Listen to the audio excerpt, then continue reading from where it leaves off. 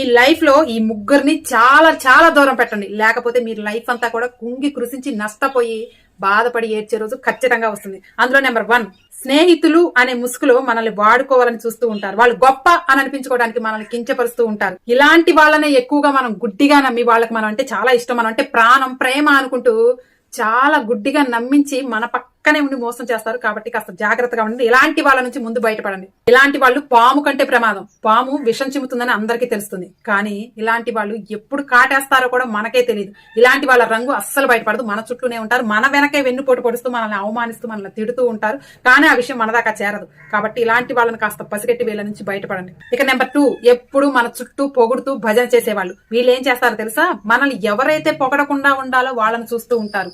ఇంకా మనం ఏదైతే చేస్తే సక్సెస్ అవుతామో ఆ పనిని చేయకుండా మనకి వెనక్కి లాగే ప్రయత్నం చేస్తూ ఉంటారు, కానీ మన ముందు మాత్రం ఆహా ఓహో అని పొగడతలు ముంచేస్తూ ఉంటారు. అలాంటి వాళ్ళని పసిగట్టాల్సింది నువ్వు. ఎందుకంటే నీకు ఏది చెయ్యాలనిపిస్తే ఆ పనిని మాత్రమే చెయ్యి.